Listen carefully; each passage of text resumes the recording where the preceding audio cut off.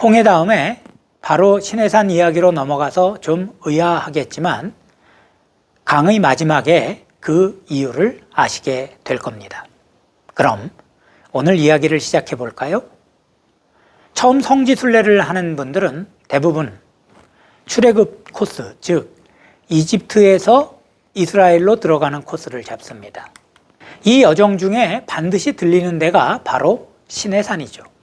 모세가 하나님을 만난 산이라고 알려진 이 산은 2285m 높이로 시나이 반도 남쪽에 있으며 아랍어로는 예벨무사라고 합니다. 성지순례 프로그램은 대부분 새벽 3시쯤 호텔에서 나와서 산을 오르는 것으로 시작합니다.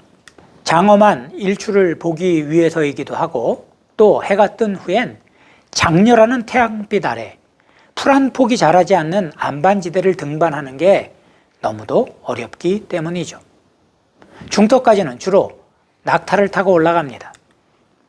어두움이 가시고 나면 정말 아슬아슬한 낭떠러지기를 지난 게 보여 머리털이 쭈뼛하게 설 정도죠. 아무튼 낙타에서 내려 계단을 계속 오르고 또 오르다 보면 안반으로 되어 있는 산 정상부에 다다르게 되는데 아마 성지순례 일정 중 가장 힘들면서도 가장 감격스러운 것이 바로 이곳이 아닐까 생각합니다.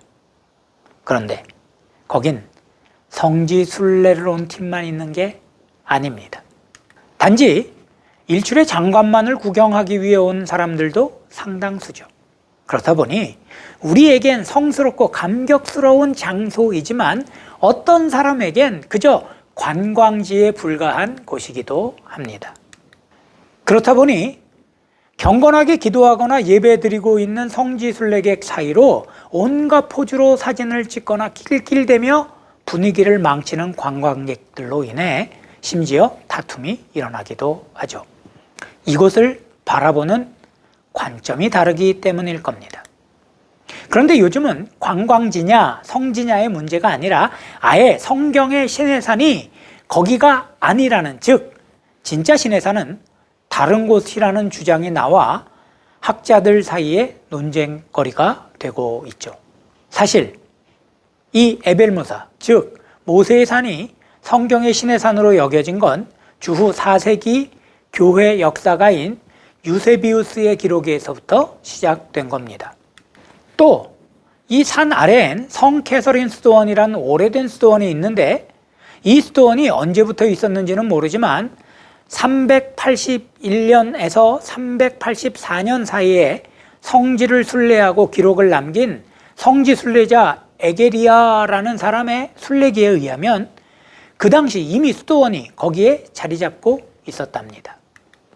알려지기는 313년 기독교를 공인한 콘스탄티누스 대제의 모친 헬레나가 330년 작은 예배당을 세우고 수도사들의 안전을 위해 모세의 불붙는 떨기나무라고 알려진 덤불이 있는 곳에 탑을 세운 것이 이 수도원의 시작이라고 합니다. 이후 유스티아누스라는 황제 때 순교자 성녀 캐서린의 이름을 붙여 지금은 성 캐서린 수도원이 되었죠. 이 수도원은 이후 이슬람이 아랍 지역을 통치했을 때도 보호받았고 오스만 튀르크 시대와 나폴레옹이 이집트를 정복했던 시대에도 보호받으며 존속할 수 있었는데 이는 그들이 모두 이곳을 모세가 하나님을 만나 율법을 받은 거룩한 산으로 보았기 때문입니다. 하지만 이건 아무리 가까워도 모세의 시대와는 거의 2000년가량 지난 일이 아닙니까? 그렇다 보니 성경에 기록된 지명 중 상당 부분은 지금은 쓰지 않는 지명인데다가 또 그 지역이 사람이 거의 살지 않던 지역인지라 성경 외에 다른 기록도 남아있지 않기 때문에 과연 현재의 에벨무사가 성경의 그 시내산인가 하는 질문에 확실히 그렇다고 대답하기 어려운 면이 있는 거죠. 게다가 성경에 거명된 이스라엘 백성들이 이동해온 지명들만을 놓고서 이동 경로를 추적해 보더라도 이곳이 바로 그 시내산이다 라고 말하기엔 사실 완벽하게 일치하지 않는 면이 있습니다. 그래서 과연 지금 많은 사람이 성지순례에 오르는 산이 과연 성경의 신의 산인가 하는 의문이 제기되어 왔고, 각각의 이유로 이곳이 실제 신의 산이라고 주장되는 곳만 무려 12군데쯤 된다고 합니다. 대표적으로 두 군데만 소개하면, 먼저는 카르콤 산이 성경의 신의 산이라는 주장입니다. 이곳에서는 제단 모양의 구조물, 다듬지 않은 12돌, 제사를 지낸 것으로 추정되는 장소, 또 사람들이 모여 살았다는 증거인 암각화, 돌무더기, 인위적으로 만들어진 돌구조물, 정착 주거지 등과 함께 여러 청동기 시대의 고고학적 유물과 유적이 발견되었습니다. 그러나 이 산은 가나안 땅과 너무 가까운 위치에 있고, 발견된 유적과 유물이 대부분 주전 20세기 이전 것이라는 게 밝혀졌죠. 따라서 이곳이 성경의 신의 산이라면 출애굽이 주전 20세기에 일어난 사건으로 보아야 한다는 연대적 불일치가 일어납니다. 이런 이유로 이 카르콤 산설은 학자들에게 크게 지지받지 못하고 있죠. 그 다음으로 제기된 주장은 2007년 떨기나무라는 책에서 김승학 장로라는 분이 주장한 사우디아라비아의 라오즈 산설입니다. 이분은 사우디 왕가의 한 의사로 근무하면서 여러 번 라오즈산을 답사하면서 그 증거를 발견했다고 주장하였는데, 이 가설은 특히 우리나라에 큰 반향을 일으켰습니다. 아마 유튜브에서 보신 분들도 있을 텐데, 이 주장에 따르면 먼저 이집트에서 왕자로 살던 모세가 살인사건에 연루되어 도망한 데가 미디안인데, 라오즈산이 바로 미디안 광야에 있다는 점, 그리고 암각화에 새겨진 메노라, 즉 7갈래로 나누어진 이스라엘을 상징하는 촛대 그림이 발견되었다는 점, 모세나 모세의 장인 이드로와 관련된 지명이 전설과 함께 그 근처에 전해져 내려오고 있다는 점과, 그 밖에 불에 탄 제단터와 솔로몬 시대 출애굽을 기념하여 세운 돌기둥이 발견된 것 등등이 지금 신의 산으로 알려진 예벨 무사보다는 라오즈산이 성경의 신의 산에 가까운 증거라 주장하고 있죠. 게다가 오랜 기간 이스라엘이 머무른 광야의 가데스 바네아의 위치가 이제까지 알려진 곳과는 전혀 다른 곳이라고 주장합니다.